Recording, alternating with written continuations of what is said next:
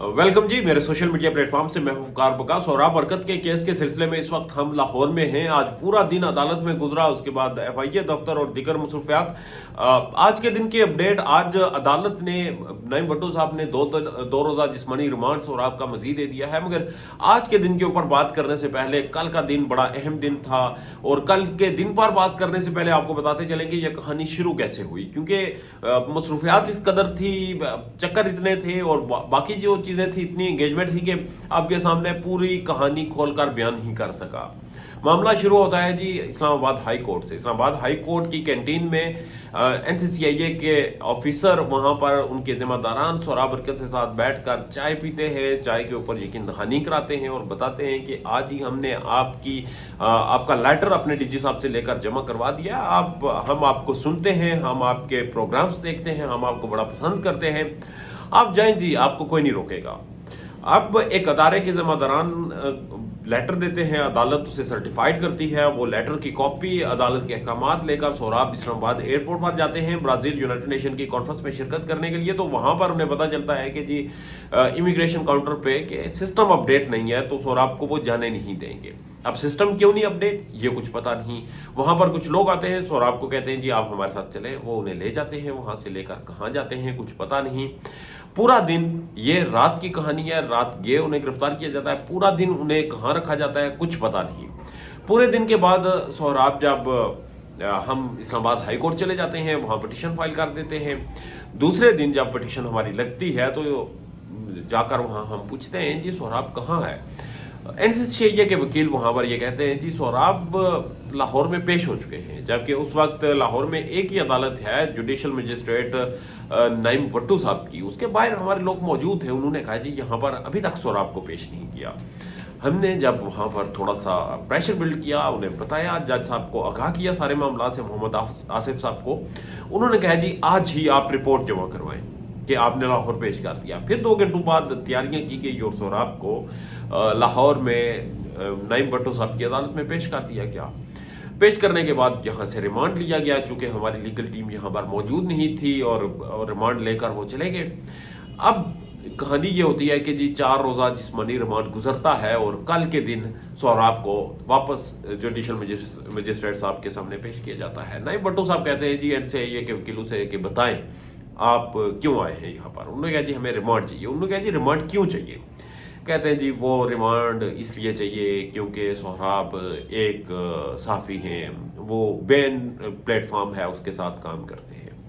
जज साहब ने कहा अच्छा ये तो आपका मतलब वो नहीं है, मकसद नहीं है, मकसद बताएं कि रिमांड क्यों चाहिए। 6 दफ़ा जज साहब का पूछने के बाद कि रिमांड क्यों चाहिए बताएं भाई, रिमांड क्यों चाहिए। कहा गया वो हमने पता करना है। उन्होंने कहा जी ये जो आप पता करना है कह रहे हैं, ये आप इन्वेस्टिगेशन कह रहे हैं। उन्होंने कहा जी वही। जज साहब ने कहा ठीक है, आपका पॉइंट ऑफ व्यू आ गया, आप इन्वेस्टिगेशन के लिए मजीद रिमांड चाह रहे हैं। फिर वहाँ पर सादर रसूल साहब ने अपने दलाइल दिए। 1.5 घंटा इस तमाम केस का इस्लामाबाद हाई कोर्ट से लेकर एयरपोर्ट और एयरपोर्ट से लाहौर और फिर FIA के झूठ और सारी कहानियों का एक पोस्टमार्टम हुआ और एक चीज़, और फिर उसके साथ एक कानूनी तारीख वहाँ पर बयान की गई, हिस्ट्री रखी गई, तमाम प्रेसिडेंट्स रखेंगे कि क्या कुछ होता रहा और किस तरह FIA झूठ बोलता रहा और ये FIA किस तरह मिसलीड कर रहा है, अदालत को गुमराह कर रहा है। तमाम चीज़ें जब बयान की गई तो उसके बाद नईम भट्टो साहब ने 1.5 घंटे दलाइल सुनने के बाद NCCIA की जो रिमांड की इस्तदा थी वो मुस्तरद कर दी। रिमांड की इस्तदा मुस्तरद होते साथ ही हमने अगले लम्हे इस्लामाबाद के सेशन कोर्ट में, लाहौर की सेशन कोर्ट में अभी दरख्वास्त दे दी ज़मानत की, बेल एप्लीकेशन फाइल कर दी। बेल एप्लीकेशन के ऊपर उसी दिन नोटिस हो गए। 2 दिन के बाद बेल एप्लीकेशन लगाई गई। अब 2 दिन के बाद यानी कि कल सोहराब की बेल होनी थी, तो आज का दिन खाली था। तो आज का दिन उन्होंने कहा जी इन्हें सोने क्यों दें, इन्हें आराम क्यों करने दें। NCCIA जेल पहुंची, कैंप जेल से सोहराब को निकाला और दोबारा बगैर किसी नोटिस के, बगैर किसी इतला के सीधा जज साहब के सामने पेश किया और कहा जी हमें जल्दी से रिमांड दिया जाए, मजीद रिमांड दिया जाए। तो सोहराब ने वहाँ पर ऑब्जेक्शन रेज किया और उन्होंने कहा कि आप रुक जाएं और उन्होंने ये कहा कि आप मेरी लीगल टीम को आने दें। मेरी लीगल टीम आएगी और मेरी लीगल टीम यहाँ पर मुझे असिस्ट करेगी और वो ऑन द वे है। इतनी देर में हमें अदालत में, चूँकि हमें इस चीज़ का डर था कि कहीं ना कहीं मामले को दबाया जाएगा, कहीं ना कहीं ये छुप छुपा कर मजीद रिमांड लेने की कोशिश करेंगे, तो हमने वहाँ पर कुछ लोगों को बिठाया हुआ था जो कि हमें इतला देने के लिए वहाँ पर मौजूद थे। उन्होंने उसी लम्हे हमें बता दिया कि सोहराब इस वक्त अदालत में है, अपना केस खुद जज साहब के सामने पेश कर रहा है और उनसे टाइम ले रहा है, आप पहुँचे। चूँकि साद रसूल साहब एक और केस के सिलसिले में इस्लामाबाद चले गए थे, तो उनकी legal team with in 5 to 10 minutes अदालत में पहुंच गई। मैं भी बिल्कुल कचहरी के पास ही था, हम भी पहुंच गए। वहां पर जाकर जी दिलचस्प सूरत हाल शुरू होती है। जज साहब आते हैं, जज साहब पूछते हैं जी बताएं।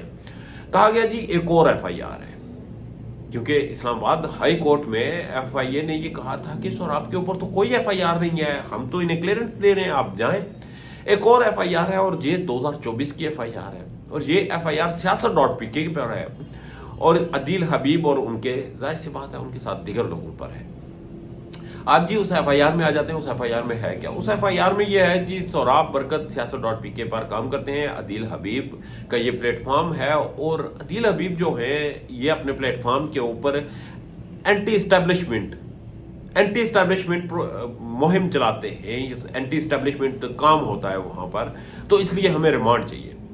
अब ये सवाल पूछा गया वहाँ पर साद रसूल साहब की लीगल टीम की तरफ से। वहाँ पर सोहराब बरकत से इज़हार यकजहती के लिए मियाँ अली इशफाक मौजूद थे। उन्होंने भी कहा कि भाई मैं इसका वकील नहीं हूँ, मगर बताएं कि क्यों रिमांड चाहिए। अदील हबीब का प्लेटफॉर्म है, ऑन बाय अदील हबीब है, जो मुहिम आप चलती है, इस्टेब्लिशमेंट आप कह रहे हैं, इस्टेब्लिशमेंट कोई अदारा है, इसका कोई स्ट्रक्चर है, इसके कोई जिम्मेदारान हैं, इसकी कोई टीम है, इसके कोई नुमाइंदा है, ये कौन लोग हैं वो हमारे सामने लाएं ताकि हमें भी पता चले इस्टेब्लिशमेंट कौन है। अंदर की कहानी ये निकली कि जी छुप छुपा के वज़ीर आला पंजाब मैडम मरियम नवाज शरीफ साहिबा के शान में गुस्ताही करते हैं अदील हबीब साहब, उसकी सज़ा हम सोहराब को देंगे। अब सोहराब को सज़ा क्यों देंगे, ये अगेन अदालत में बताने के लायक नहीं थे FIA के वकील।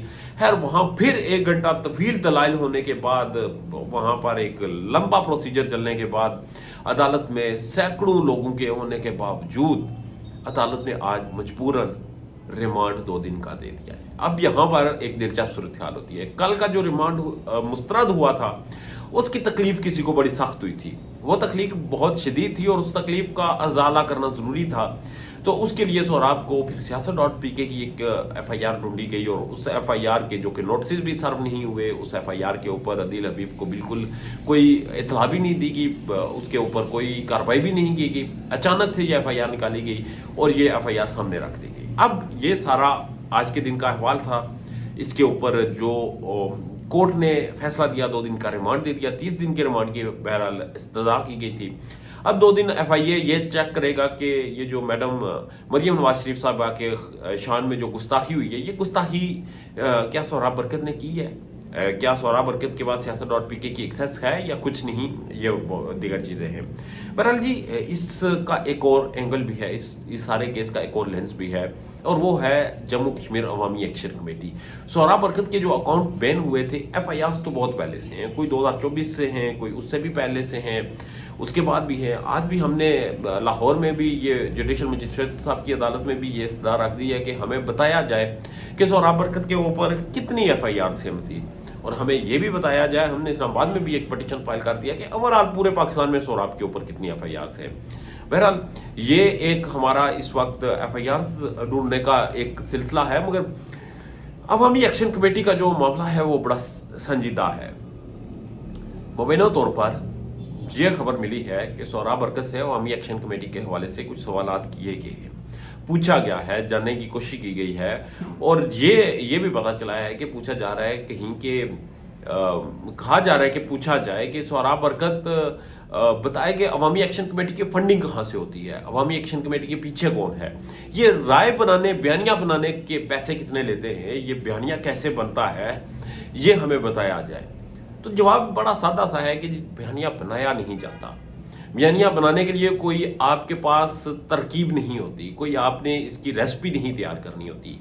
बयानिया अवाम बनाती है, अवाम की जो पल्स होती है वो बयानिया बनाती है, अवाम बताती है कि उनके साथ क्या ठीक है, क्या गलत है, क्या उन्हें चाहिए और क्या नहीं चाहिए, और ये सब कुछ तभी होता है जब अवाम जो चाहती है वो करे। तो अगर सॉरी, अगर आपको ये लगता है कि बयानिया इस तरह बना लेंगे कि एक जर्नलिस्ट को पकड़ेंगे, उससे पूछेंगे कि तुम बताओ हमें कि बयानिया कैसे बनाते हैं, अवामी एक्शन कमेटी के पीछे कौन है, तो बयानिया बन जाएगा और आप इसमें सरखरू हो जाएंगे, तो ये शायद आपकी खामख्याली है। बहरहाल अभी देखते हैं कि सोहराब का बैगेज मजीद कितना है, हम कितना बर्दाश्त कर सकते हैं और ये कितना मजीद हमारे पीछे आते हैं।